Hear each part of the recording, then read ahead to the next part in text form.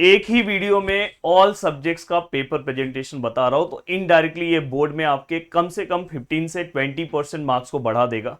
अगर आप चाहते हो कि सर पंच का बासा सर जल्दी स्टार्ट कर दो, तो प्लीज वीडियो के नीचे कम से कम 1000 कमेंट होने चाहिए। अब लग जाओ काम पे, फटाफट फटाफट 1000 कमेंट करो तो हम अनाउंसमेंट कर देंगे।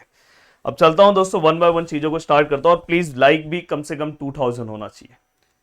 अब देखो दोस्तों, यहाँ पे सबसे पहले देखो फ्रंट पेज कैसे फिलअप करते हैं, ये सब मैं इसके ऊपर सेपरेट वीडियो बनाऊंगा। ये भी बताऊंगा कि बारकोड कैसे लगाना है, मैंने ऑलरेडी बनाया है, बट अभी मेरा काम है कि सभी चीजों को बताना। अब देखो यहाँ पे ऑल सब्जेक्ट्स में सबसे पहले आपको क्या कॉमन चीजें करनी चाहिए। देखो याद से, ये जो बोर्ड का आंसर सीट है ये आपको स्टेशनरी पे मिलेगा। इसके ऊपर कम से कम एक सब्जेक्ट के एक आंसर, मतलब एक सब्जेक्ट का एक पेपर आपको सॉल्व करना चाहिए। अब देखो बहुत सारे स्टूडेंट क्या गलती करते हैं पता है, सबसे बड़ी गलती उनसे ये होती है कि जब वो लाइन ड्रॉ करते हैं तो वो लाइन ना यहाँ पे ड्रॉ करते हैं। ऐसा कभी नहीं करना है दोस्तों। लाइन आपको ड्रॉ कहां पे करना है पता है, यहां पे, पूरा का पूरा कॉर्नर पे। अब मैं देखता हूं कि बहुत सारे स्टूडेंट यहां पे भी लाइन ड्रॉ करते हैं, बिल्कुल नहीं करना है दोस्तों, बिल्कुल नहीं करना है। ये याद रखना, आपको बोर्ड में ऐसा आएगा बॉक्स, एक ही बॉक्स है और ये फाइनल, क्योंकि ये आपका पूरा का पूरा, अगर इनकेस अगर आपने सपोज यहां पे लाइन ड्रॉ किया तो इतना जगह आपका खराब जा रहा है। तो इसमें दो तरह के नुकसान होते हैं, एक बोर्ड का नुकसान होता है और आपका भी नुकसान होगा कि आपको सप्लीमेंट लेना होगा। सप्लीमेंट लेना मतलब ज्यादा मार्क्स मिलना, ये आपकी गलत फहमी है भाई, निकाल दो दिमाग से। अब ये तो ये चीज आपको समझ में आ गया कि ठीक है सर, ये तो आप बता दिए बहुत अच्छे से। हाँ, अब यहाँ पे कुछ चीजें मैं बता रहा हूँ जो कॉमन चीजें, जैसे अगर समझो इन केस मैं यहाँ पे लिख रहा हूँ क्वेश्चन नंबर 1। अब क्वेश्चन नंबर 1 मैं लिख रहा हूं तो बहुत सारे स्टूडेंट को मैं देखता हूं ना, प्रश्न क्रमांक यहाँ पे क्वेश्चन नंबर लिखा है, फिर भी वो अलग से अपने से भी क्वेश्चन 1 लिखेंगे। ऐसे नहीं करना, यही सब चीजें आपको सीखना है।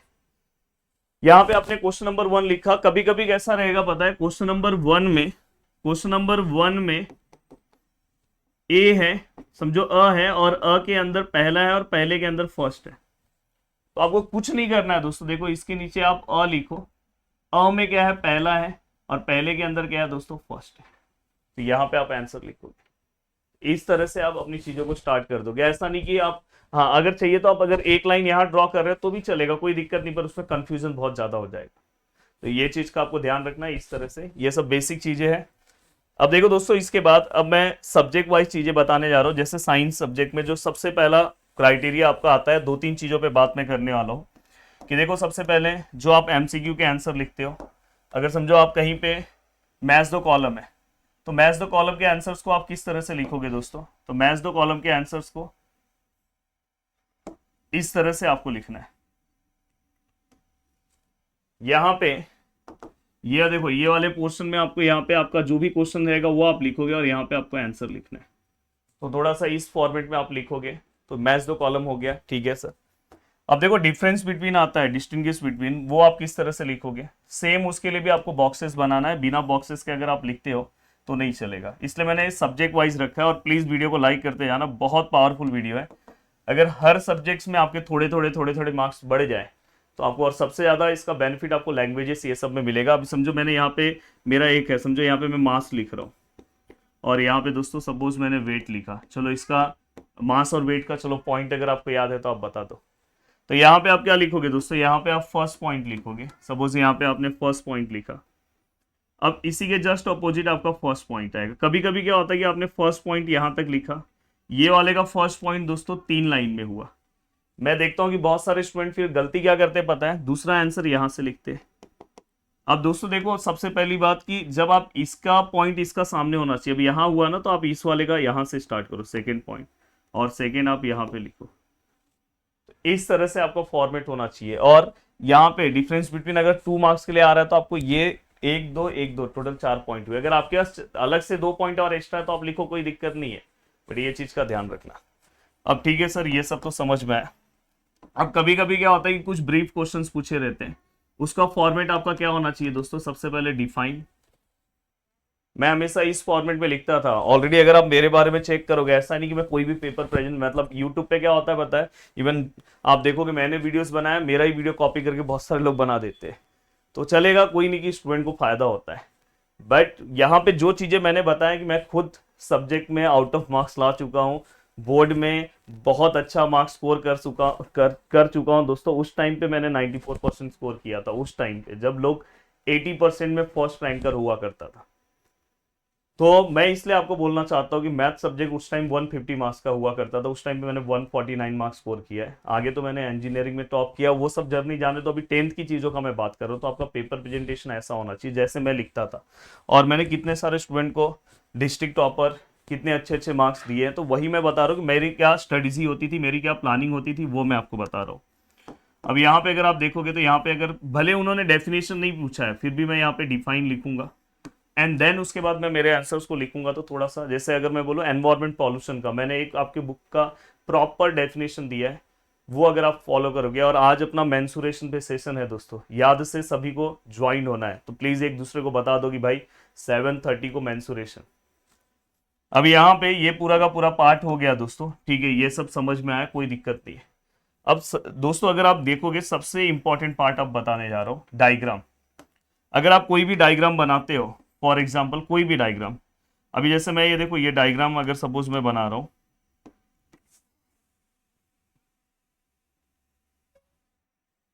सपोज ये मेरा डायग्राम है। अब इस डायग्राम में समझो मुझे लेबलिंग करना है। देखो किस तरह से मैं करता था, वही चीज मैं आपको यहाँ पे बता रहा हूँ। देखो यहाँ पे एक लेबलिंग है, यहाँ पे एक लेबलिंग है, यहाँ पे एक लेबलिंग है, यहाँ पे है एक, सपोज यहाँ पे और एक यहाँ पे। तो मैं क्या करूँगा पता है, अपने स्केल का यूज करूंगा। अब देखो मैं स्केल का यूज करके, पहला ऐसे नहीं करना है, बहुत सारे लोग ऐसे करते हैं, आपको ऐसे करना है। अब देखो थोड़ा सा मेरा, हाँ चलो मैंने यहाँ पे लिया, हो गया। अभी आपको सही नहीं दिख रहा, अभी दिखेगा थोड़ी देर में। ये देखो यहाँ पे, देखो ये जो जहां से लाइन है वहीं से इसको लेना है, ठीक है। ये वाला भी देखो सेम लाइन पे ऐसे इसको लेना है, ठीक है। ये वाला भी सेम लाइन से इसको लेना है, ये वाला भी सेम लाइन से इसको लिया, ठीक है। और यहां तक तो हो गया दोस्तों। उसके बाद अब मैटर आता है कि सर ये वाला कैसे होगा, ये तो इसके जस्ट पीछे। तो हम जैसे स्टूडेंट लोग ना ऐसे कर लेते हैं, या ऐसे क्रॉस में लाइनिंग करते हैं। क्रॉस में कभी भी लाइनिंग नहीं करना है, इसका मैं ट्रिक बता रहा हूँ। देखो ऐसे लेना है, सॉरी ऐसे, एंड देन फिर ऐसे, सॉरी, देन उसके बाद फिर आपको इस तरह से। ये आपका पूरा का पूरा फंडा होना चाहिए। अब यहाँ पे आपने कुछ चीजें लिखी, यहाँ पे आपने लिखा, यहाँ पे लिखा, यहाँ पे लिखा, यहाँ पे लिखा, यहाँ पे लिखा, ये आपने सब कुछ लिखा। और अगर आपको फुल मार्क्स चाहिए तो आपको यहाँ पे भी लिखना है दोस्तों, जो भी ये जिसका भी फिगर है यहाँ पे आपने लिखा।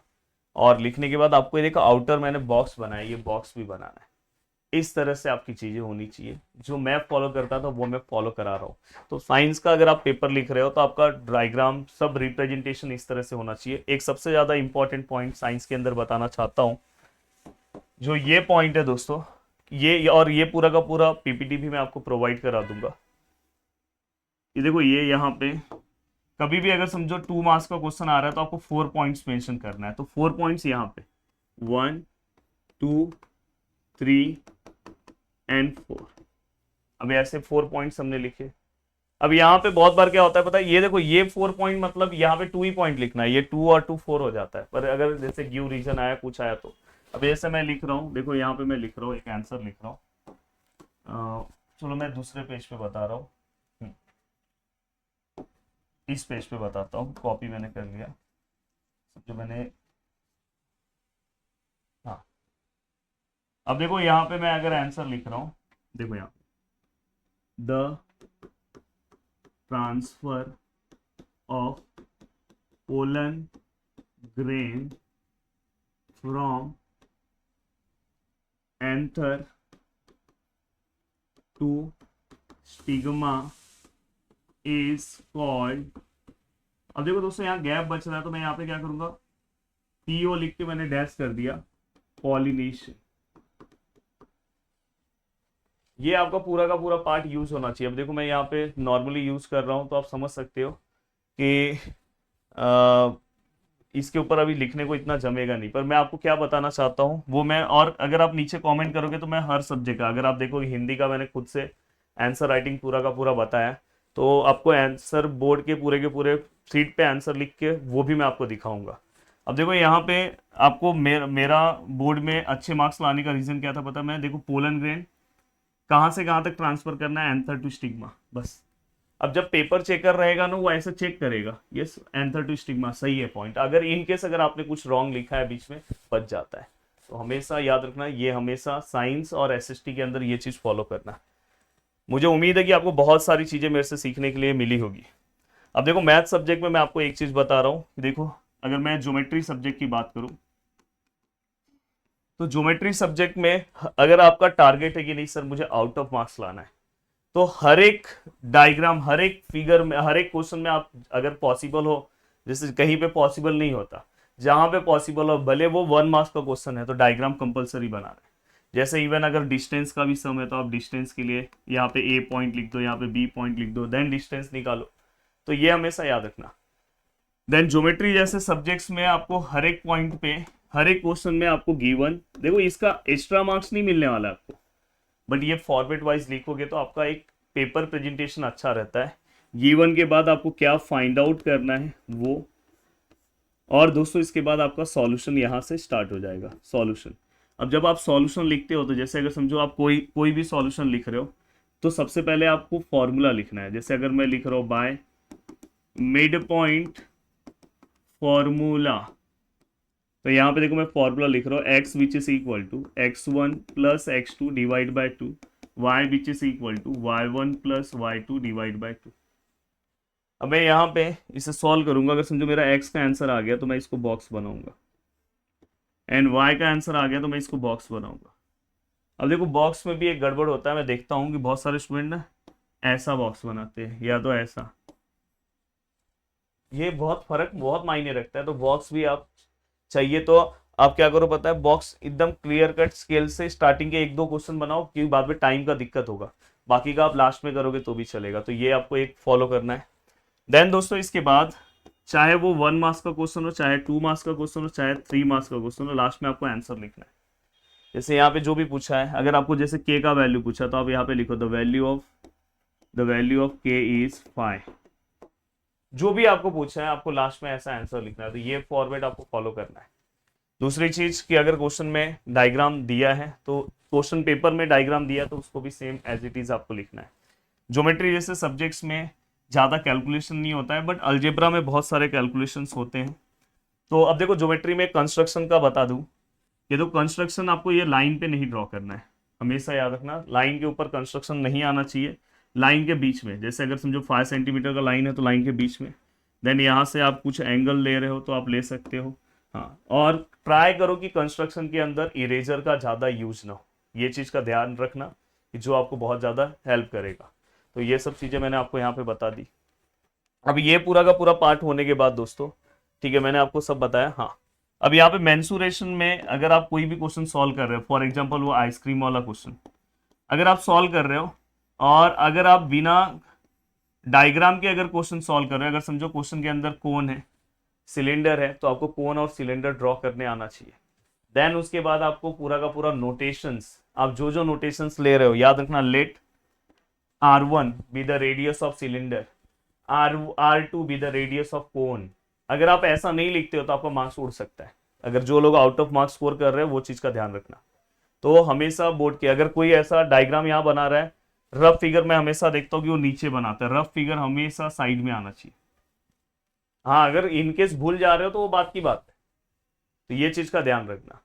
और जब आप एमसीक्यू का आंसर लिख रहे हो, वैसे एमसीक्यू का आंसर पे एक बहुत बड़ा मतलब ट्रेजेडी चल रहा है कि मुझे बस बी लिखना है, कि बी के साथ ऑप्शन लिखना है, कि पूरा आंसर लिखना है। उसके ऊपर एक स्पेशल वीडियो बनाऊंगा, बट मैं आपको बता रहा हूँ कि कोई भी अगर आप आंसर लिख रहे हो, जैसे अगर समझो आपने यहाँ पे लिखा कि इसका आंसर डी है, आई थिंक आपको दिख नहीं रहा है, अगर आपने ऐसा डी लिखा और उसको आपने ऐसा ऐसा कट किया और थोड़ी देर के बाद आपने लिख दिया ए, फिर से कट किया और इसको फिर से लिखा बी, भले आपका आंसर बी राइट है, कभी कभार हो सकता है कि आपको 0 मार्क्स मिले। इसलिए जब भी आप एमसीक्यूज ये सब आंसर लिखते हो तो हमेशा अपने आप को पहले करेक्ट कर लो, फिर आप आंसर लिखो।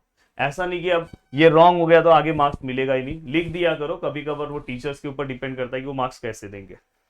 अब दोस्तों यहाँ पे मैं एक और चीज आपको बता दूं कि जब आप पेपर देखो कितना अच्छे से सब चीजें बता रहा हूँ, जब आप पेपर में क्वेश्चन अटेम्प्ट करते हो तो यहाँ पे ट्राई करो कि यहाँ पे एक्स्ट्रा क्वेश्चंस जब आप अटेम्प्ट करने जाओगे तो उसमें से जो पावरफुल जो क्वेश्चंस होगा आपको वो सबसे पहले कवर कर लेना चाहिए। उसके बाद लास्ट में हमेशा एक्स्ट्रा क्वेश्चन आप अटेम्प्ट करो, बीच में मत करो, लास्ट में।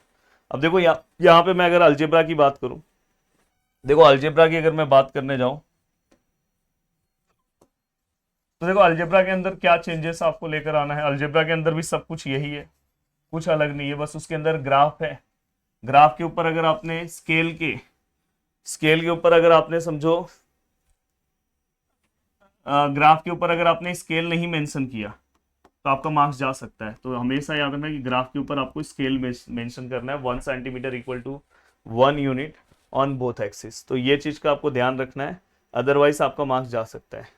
तो फिर से उड़ के वही आ गया, तो ये चीज का आपको ध्यान रखना है दोस्तों। देन रफ वर्क कहाँ पे हो, ये सबसे बड़ा क्वेश्चन है। देखो अलजेब्रा में भी यही सब चीजें रहेगी। रफ वर्क के लिए देखो मैंने मेरे बोर्ड एग्जाम में मैंने बोला ना मेरे को ऑलरेडी 150 आउट ऑफ 149 मार्क्स है, तो मुझे ऐसा नहीं कि मुझे मार्क्स नहीं मिलेगा। मेरा देखो मैं बहुत नीट और क्लीन लिखता था, तो मैंने मेरे पेपर्स में ना साइड में ही रफ वर्क में करता था अलजेब्रा वाले पेपर में, कि यहाँ पे मैं सॉल्व करता था। जैसे अगर मुझे कोई कैलकुलेशन आ गया 22 × 23, तो मैं साइड में 22 × 23 कर लेता था। तो उससे एक इम्पैक्ट क्या पड़ता था पता है, कि मेरा लिखने का भी पार्ट हो जाता था, जो पेपर चेकर है उसको भी अच्छा लगता था। तो ये मुझे सबसे अच्छा लगा था कि मैं साइड में ही रफ वर्क करता था और मैं यहाँ पे लिख देता था यहाँ पे रफ वर्क। बट आप ये रूल भी फॉलो कर सकते हो, बट मैं आप लोग को क्यों सजेस्ट करता हूँ कि आप लास्ट में किया करो। साइड में रफ वर्क करने का एक आपको प्रॉब्लम क्या होगा पता है, कि बहुत लोग रफ वर्क सही से नहीं करते, रफ मतलब कुछ भी ऐसे टेढ़म बेढ़म। तो इसलिए मैं आपको बोल रहा हूँ कि आप रफ वर्क लास्ट में करो। तो ये भी मैंने आपको बता दिया। अब ये होने के बाद दोस्तों हिस्ट्री के अंदर देखो, हिस्ट्री के अंदर क्या चीजें आपको फॉलो करना चाहिए। हिस्ट्री के अंदर जो सबसे ज्यादा इंपॉर्टेंट पार्ट है कि देखो अगर 2 मार्क्स का क्वेश्चन है तो 4 पॉइंट लिखना है, 3 मार्क्स का क्वेश्चन है तो 6 पॉइंट। अब पॉइंट कैसे लिखना है ये भी आपको पता है, point number first, point number second, gap नहीं करना है। जैसे अगर फर्स्ट यहाँ तक हुआ, सेकंड पॉइंट यहाँ पे, सेकंड अगर यहाँ ही खत्म हो गया थर्ड पॉइंट, देन फोर्थ, ऐसे 6 पॉइंट आपके कवर होने चाहिए। अगर आपके बुक में 3 ही पॉइंट है फिर भी उसको 6 पॉइंट आप बनाओ।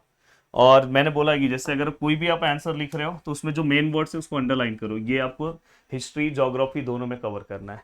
तो यहाँ पे जैसे ये मेन, इसको अंडरलाइन, ये अंडरलाइन, तो जो पेपर चेकर है उस तुरंत आपको हाईलाइट करेगा। ऐसा मैंने मेरे पेपर में किया था। मेरे पेपर में ज्योग्राफी के अंदर 2 मार्क्स का क्वेश्चन था, वो दोस्तों पूछा गया था, और वो पूछा गया था 4 मार्क्स में। उस टाइम पे भी 4 मार्क्स का क्वेश्चन ज्योग्राफी में आता था। उसको मैंने कैसे घुमाया था मैं आपको बताना चाहता हूँ। देखो ये देखो ज्योग्राफी है।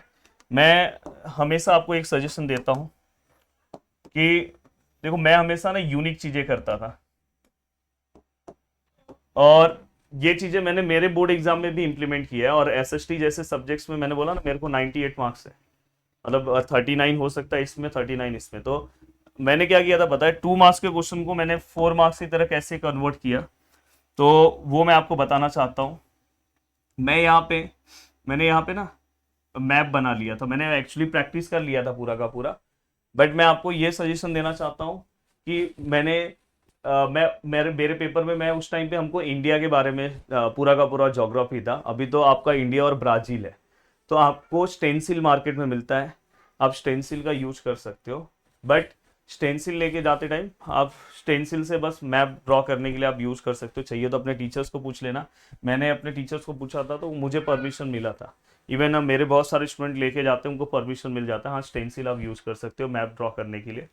तो मैंने इंडिया के मैप का स्टेंसिल लिया था, जैसे मैंने क्या किया था पता है, कि फिर जो 2 मार्क्स का जो क्वेश्चन था आज भी मुझे याद है, मिल्क प्रोड्यूसिंग स्टेट में जो जो स्टेट थे मैंने उसको हाईलाइट किया था और यहाँ पे इंडेक्स बना दिया था। तो उससे क्या हुआ पता है, कि जो 2 मार्क्स का क्वेश्चन था मैंने 8 पॉइंट लिखा, साथ में मैप बनाया, तो मुझे 4 आउट ऑफ 4 मिलना फिक्स है। तो ये याद रखना। तो ये चीज आपको ज्योग्राफी में आपको इंडिया और ब्राजील के मैप का देखो, स्टेंसिल अगर लेके जाने दे रहे हैं तो अच्छी बात है, पर साइड में कभी कभी स्टेंसिल कोई कोई टीचर्स ले लेते हैं। तो आप इसलिए थोड़ा सा रफ प्रैक्टिस भी कर लो कि मैप कैसे बनाते हैं उसका। अगर कोस्टल रीजन का कोई क्वेश्चन आया 4 मार्क्स में, तो आप ऐसे मैप वाइज दिखाओगे तो थोड़ा सा आपको आउट ऑफ मार्क्स, अगर आपका एम है तो आपको मिल जाएगा। और एक हाईलाइट वाला पॉइंट मैंने बोला, बाकी मेरा ज्योग्राफी मैप के ऊपर एक स्पेशल वीडियो है, उसको आपको फॉलो करना चाहिए। वो अगर आपने वीडियोस देख लिया तो बाकी आपका काम हो जाएगा। तो ये सब चीजें अगर आप फॉलो कर रहे हो तो आप आराम से बहुत अच्छा मार्क्स स्कोर कर सकते हो। अब देखो मैं हिस्ट्री के अंदर मैं और क्या यूज करता हूँ पता है, जैसे अगर समझो हिस्ट्री में 3 मार्क्स का क्वेश्चन है तो हम 6 पॉइंट लिखते हैं, पर रोज हमेशा ऐसा फिक्स नहीं कि अपने को 3 मार्क्स मिल जाए। पर हिस्ट्री और ज्योग्राफी एक ऐसा सब्जेक्ट है इसमें आउट ऑफ मार्क्स आता है।